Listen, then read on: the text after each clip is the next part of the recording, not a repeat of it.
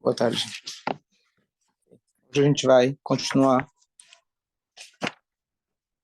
o quinto capítulo do livro de Yoshua. Então, recapitulando, a gente está. O povo já tinha atravessado o Jordão, já estavam agora dentro de Eretz Israel, e agora estavam prestes a conquistar a primeira cidade. A gente falou no final da aula passada de que na segunda brachá do Birkat Hamazon, nós devemos ter 3 conceitos mencionados. Quem gostar, pode?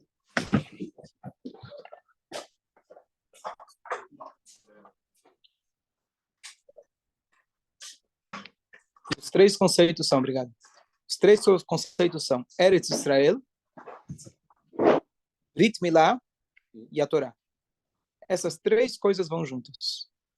Eu trouxe o comentário do Rameir Shapira de Lublin, que ele traz de que Eretz Israel, para que ela possa ser Eretz Israel, que a gente possa realmente estar em Eretz Israel de forma segura e etc., a gente precisa, além do local Eretz Israel, precisamos Brit Milá, que além do Brit Milá em si, ele significa um pacto com Deus em todos os aspectos da nossa vida, e a Torá.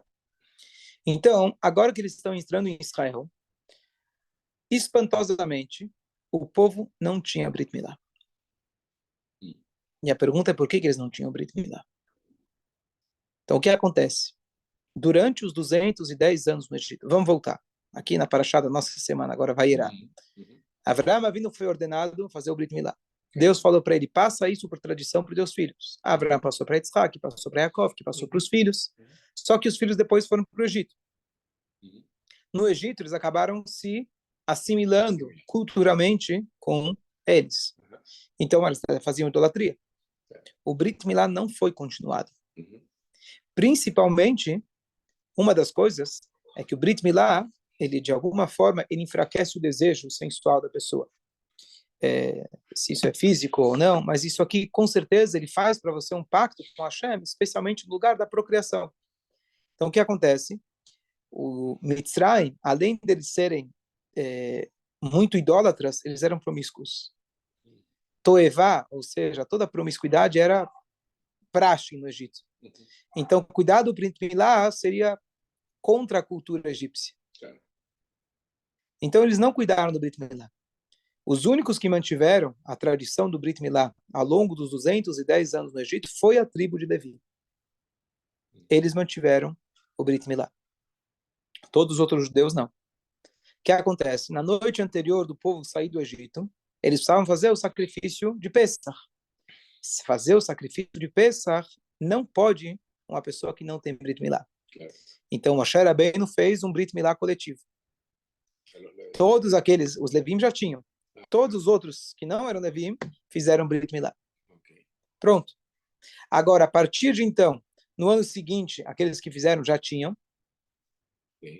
os adultos já tinham, talvez tiveram alguns que, vamos ver o que aconteceu com eles exatamente, mas assim, o ponto é, os fizeram Korban Pesach no primeiro ano, na saída do Egito, no ano seguinte, e nunca mais fizeram nem Pesach, nem Brit Milá.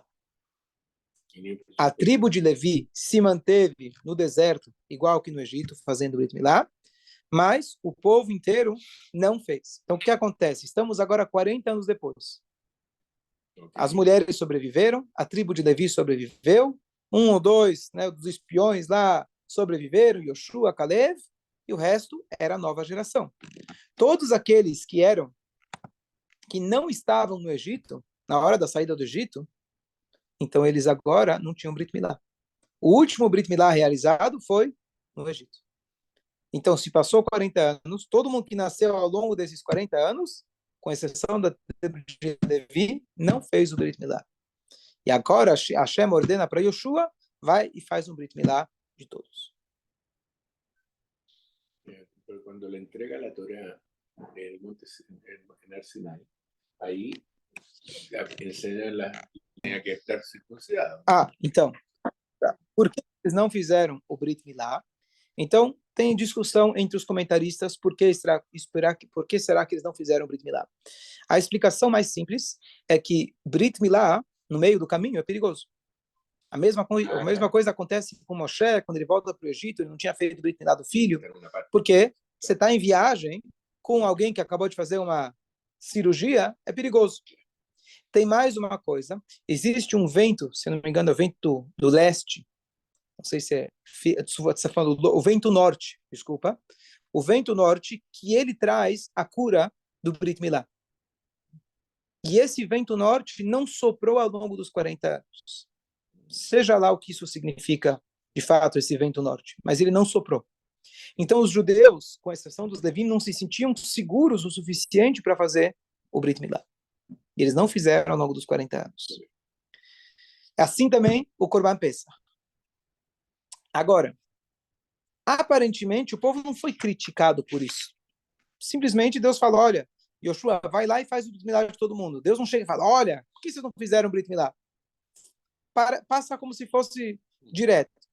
Então, tem discussão exatamente se foi uma crítica ao povo judeu, se não teve uma crítica, se eles estavam certos, se estavam errados. Aparentemente, eles deveriam ter tido mais coragem e ter feito o Brit Milá mesmo assim.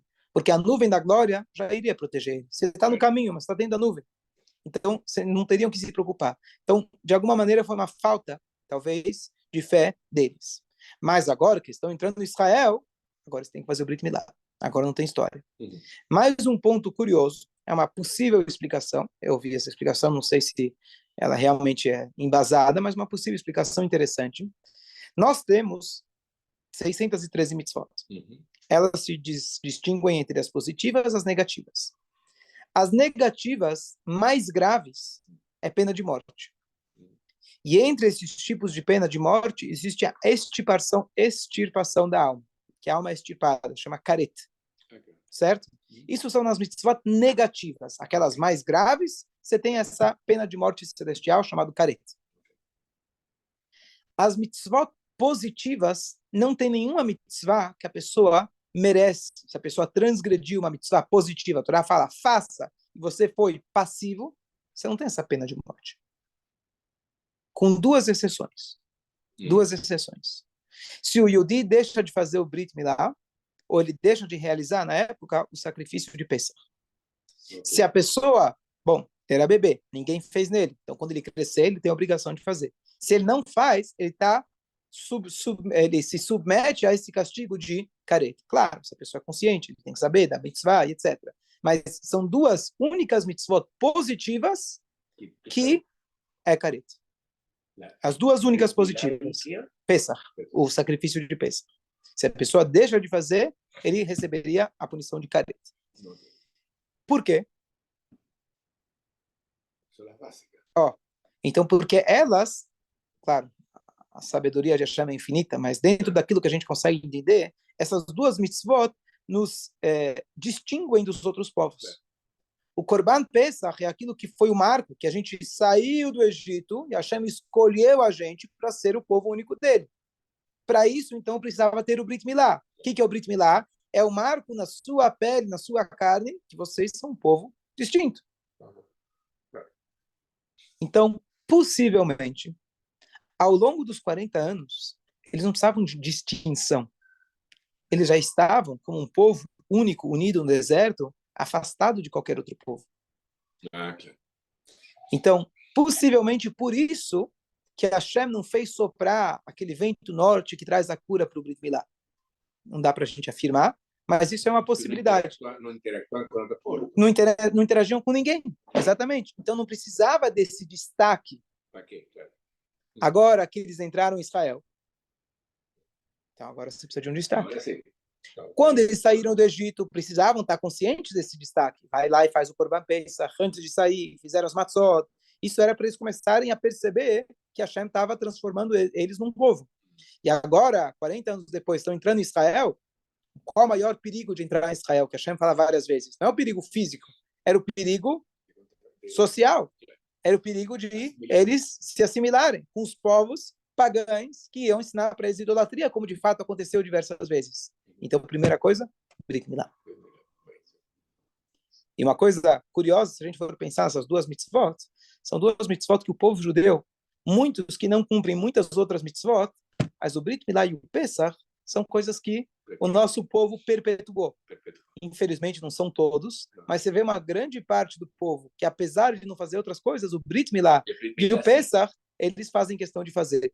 Porque isso, de alguma maneira, nos distingue dos outros povos. El Pesach no también, Tudo bem, eles lembram do conceito Pesach, tá certo? E é importante para muitos, né, fazer o Brit Milá, apesar de ser algo que aparentemente doloroso, etc., mas é uma mitzvah não tão simples, não tão fácil, mas a pessoa vai lá, a gente vê que a maioria dos Yehudim, grande parte pelo menos, se importam em fazer o Brit Milá, porque é isso que nos faz, nos destaca dos outros povos, certo?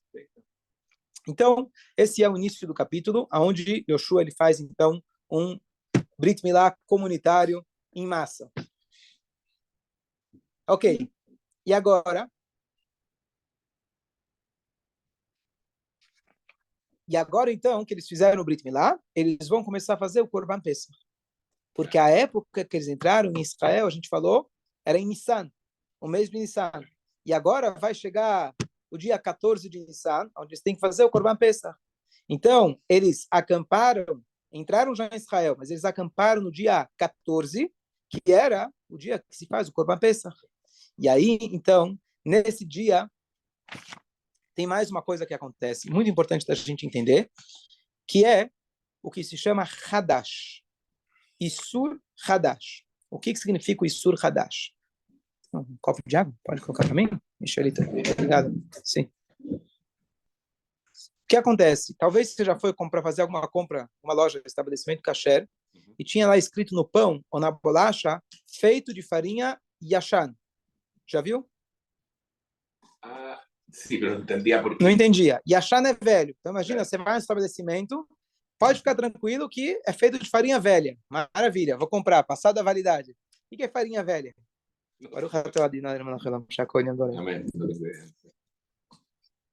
Então, existe uma regra pouco conhecida, que vamos falar sobre Eretz Israel, depois a gente fala fora de Eretz Israel. Amém. Em Eretz Israel, todo trigo que nasce, ele tem que passar pelo menos uma vez pelo segundo dia de Pesach. Vou explicar. No segundo dia de Pesach, a gente não tem aquela contagem do Homer? Sim, claro. O que é a contagem do Homer? Homer é uma medida. O povo ia até os campos, cortavam, faziam a ceifa da cevada e ofertavam no templo. Isso é o Homer. E se contava os dias também, mas o primeiro dia do Homer, eles faziam essa oferenda. Enquanto Deus não ganhou a porção dele, que direito você tem de pegar a tua? Nenhuma. Então, todo o trigo que ele começou a crescer, ele precisa ter passado por esse segundo dia de Pesach. Se o trigo ele já estava mais ou menos pronto, um terço dele, se não me engano, já está crescido, e aí passou o segundo dia de Pesach, então ótimo. Esse aqui, quando crescer, vou cortar, ele já está kasher. Tudo que veio a nascer depois desse Pesach, vou ter que esperar um ano, tanto faz se ele está na terra ou já foi cortado, já está farinha, até passar o segundo dia de Pesach, aí esse trigo se torna permitido.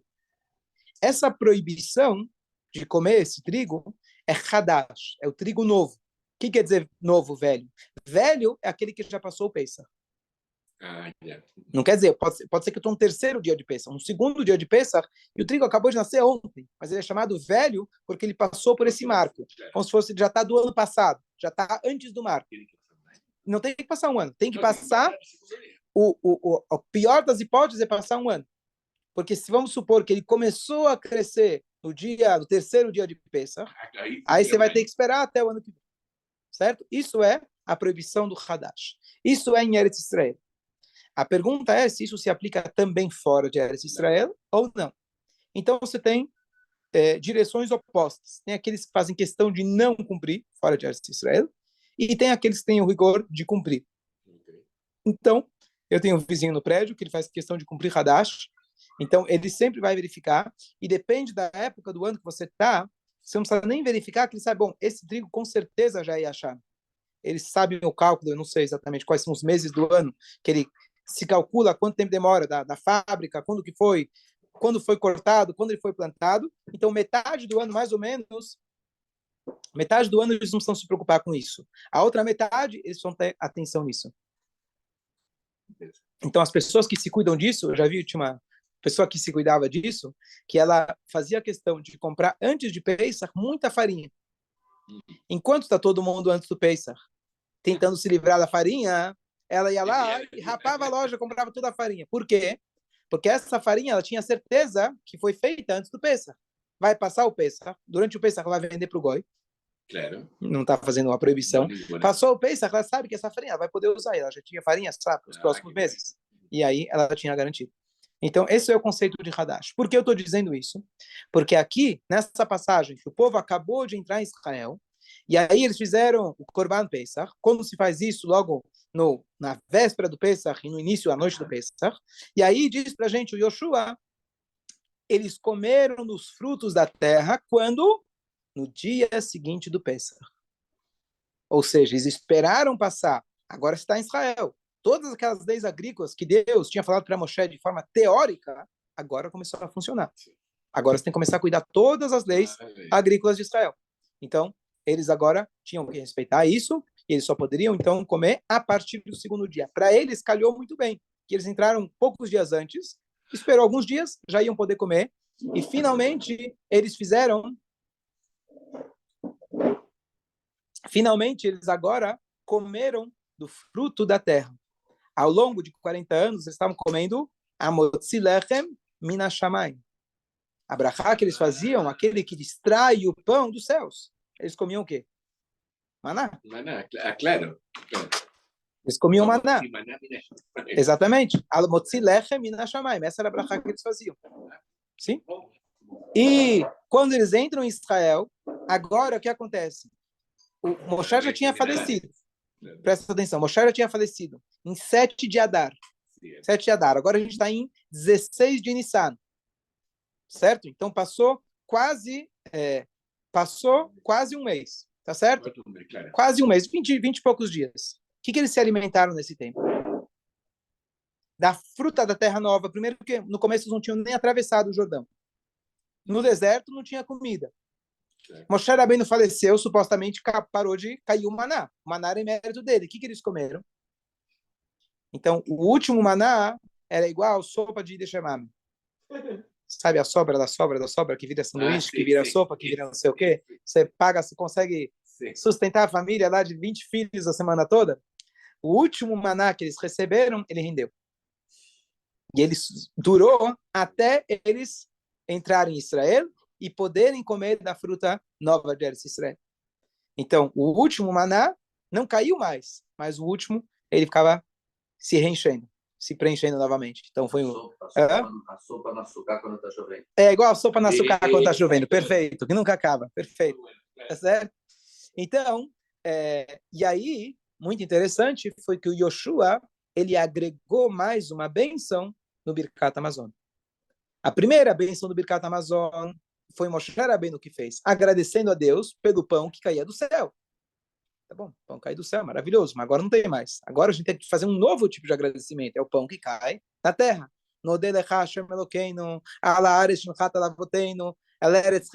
Obrigado, Hashem, pela terra que você herdou dos nossos pais. Agora a gente está entrando, e a gente agradece. E nessa passagem que a gente menciona, Brit Milá, Torá, Eretz Israel, que são as coisas que a gente acabou de falar antes, que eles precisaram fazer o Brit Milá assim que entraram em Eretz Israel, que Eretz Israel sem Brit Milá, sem Torá, não funciona, não tem continuidade. Então, aí foi que Yoshua estabeleceu, ele instituiu a segunda brachá do Birkat Hamazon. Então, é muito, quando você lê essa passagem, até tocante, marcante, quem vem estudando a Torá todos esses anos, e aí estão indo para Israel, e vão. Chega no final, a Torá termina, não tem o beijo final lá do último episódio. Termina, Moshe Rabbeinu faleceu. E aí você fica lá e aí o que aconteceu? Agora Bereshit, Bara Elokim, começa de novo. Tá certo? Cadê o próximo capítulo? Tá aqui o próximo capítulo. Próximo capítulo, finalmente eles entram em Israel e agora eles já podem comer do fruto de Israel. Toda aquela promessa que Hashem já tinha falado tanto tempo, já desde Abraão Avinu, finalmente agora, que a gente já agora nessa paraxá, e ao longo da Torá inteira vai aparecer Eretz Israel, agora realmente isso se concretizou, eles comem dos primeiros frutos de Israel. Então imagina que o Yoshua não ia fazer uma brachá especial para isso. Nodelecha Hashem Elokeinu, obrigado Hashem pela terra que você nos deu. E aí, Eretz Chemda Tová V'Chavá, uma terra agradável, boa e etc. E aí a gente fala do Brita, a Torá, como a gente falou, O Brit Hash, estava extraindo pelo Brit, exatamente, tinha acabado de ser o Brit Milá. Tinha acabado de ser o Brit Milá deles. Agora você entende melhor o Birkat Hamazon. E aí eles então comeram do fruto da terra, conforme agora a lei. E o que eles comeram? Matzah. Era Pesach. Era Matzemel. Não sei se tinha Kneidala. Não sei Kneidala, talvez. Será que eles molhavam Matzah? Eles comeram Matzah porque eles pegaram um novo fruto, mas eles entraram agora, entraram antes, mas eles agora começaram a colher do fruto no segundo dia de Pesach. E o que você faz agora? Você faz Matzah. Você tem agora os 7 dias, você tem que comer 6 dias, 7 dias, você só pode comer Matzah, ou frutas, alguma outra coisa, mas o de pão, eles comeram Matzah.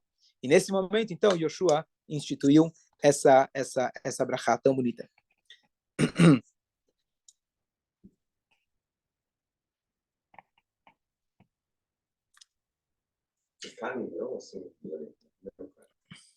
No, bueno, tienen que tener Brit Milá para poder marcar. Entonces tem que ser Brit. Não, aí sobre carne, agora eles poderiam... no deserto tem machloket, uma discussão Talmud, se eles comiam carne ou não. Eles poderiam comer carne, que era sobra de sacrifícios. A pergunta é essa, uma discussão se eles poderiam comer carne a não ser sacrifícios. Uma opinião fala que sim, eles poderiam comer carne, e não só que podiam comer carne, nem precisava do ritual de shkita.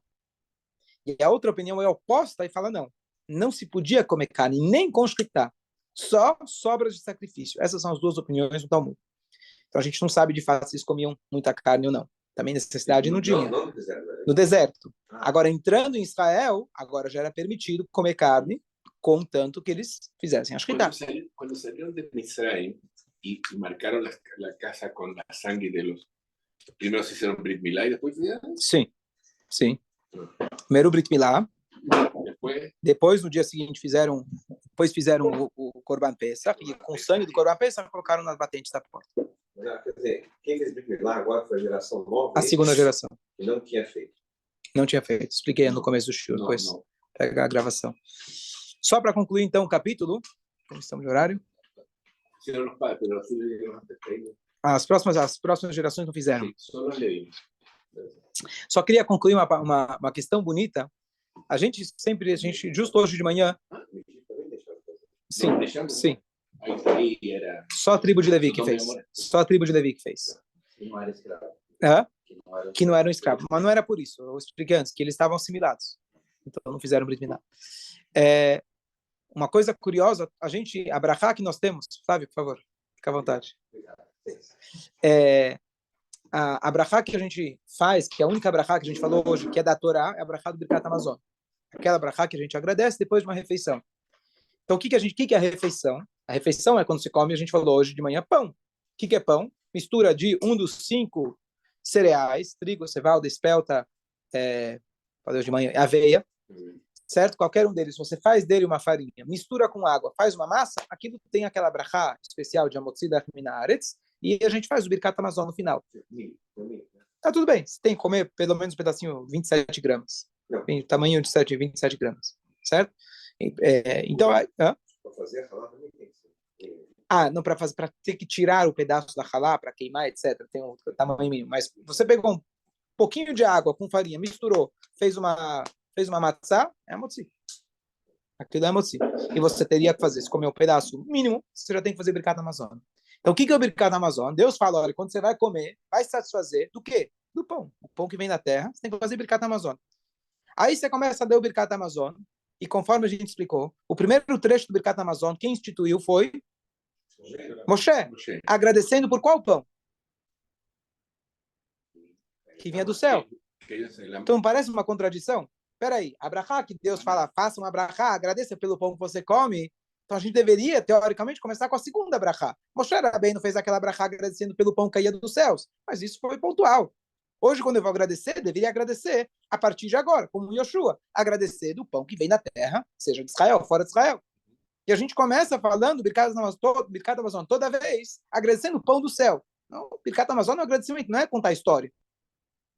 A gente está falando, Azan e Taolam Kuló, Deus ele sustenta a todos. Pô, mas eu não tô recebendo maná do céu, pelo menos não que eu saiba. Então, qual que é a mensagem? a mensagem muito bonita, que isso ficou como um trecho dentro do Birkat Hamazon, para a gente lembrar que o pão da terra, também na realidade, ele vem do céu. Ah, que bueno, excelente. A gente se confunde, e esse é o risco de entrar em Israel, a gente se confunde pensando, bom, a terra é boa, olha que gostoso, olha que maravilhoso, agora a gente pode ficar à vontade, temos aqui tudo de bom do melhor.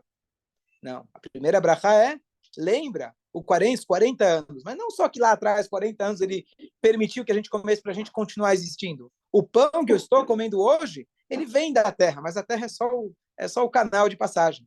Na verdade, da onde o pão vem, ele vem diretamente do céu. E isso também funciona para a nossa parnassá. Mesmo que o nosso sustento venha através de seres humanos. Mas a gente tem que saber claramente que os seres humanos são apenas canais. Se aquele cara não vai me pagar, não tem problema. Hashem não vai, eu não vou sair perdendo por causa disso. Claro que eu tenho que fazer um empenho para que ele pague, claro que eu preciso sair para trabalhar, mas não é ele. A brachá vem de Hashem. Eu só preciso ter isso em mente. Então, por isso, na brachá do Birkat Hamazon, isso reforça a nossa emuná, nossa fé em Deus, de que todo o pão que a gente come, você começa primeiro agradecendo do pão do céu, depois você passa para essa passagem que a gente viu agora do Yoshua, o pão da terra. Porque o pão da terra também ele vem dos céus. E as outras duas? As próximas duas? Então, a terceira brachá, Rachem Hashem Elokeinu, foi feita por Davi e Shlomo. É uma composição que entre Davi, depois Shlomo ele complementou, que a gente fala do Beit HaMikdash. A quarta, então, essa é a terceira brachá do Birkat Hamazon, são 4 bênçãos dentro da brachá de agradecimento que a gente faz depois de comer uma refeição. E a quarta foi anos depois, quando teve aquele episódio que vários judeus tinham sido aniquilados, tinha uma palavra melhor, eles foram mortos pelos romanos. A última rebelião dos romanos, a última vez, depois da destruição do templo, a revolução de Bar Kokhba, que ele juntou uma turma, fizeram um exército e expulsaram os romanos de Israel. Aí os romanos mandaram reforços e acabaram com os judeus. Sim, não morto. E aí, além deles matarem os judeus, eles não permitiram que eles fossem enterrados por muito tempo. Anos depois, mudou o reinado, mudou, etc. Aí eles falaram, podem pegar os corpos. Chegaram lá, e os corpos estavam intactos. Muitos anos depois, expostos ao sol. Só um minuto. E aí, então, eles fizeram a última brachá do Birkat Hamazon, que vai ter Ali Hasreinu, que é esse agradecimento a Tov, a Metiv, que Deus é o bom, faz o bem, agradecimento que esses corpos eles se mantiveram e colocaram isso junto do Birkat Hamazon. E o resto do Birkat Hamazon são Arachama, são pedidos extras, digamos assim. O meu é um pouquinho diferente, mas é a ideia mesma. Ok. Boa tarde a todos.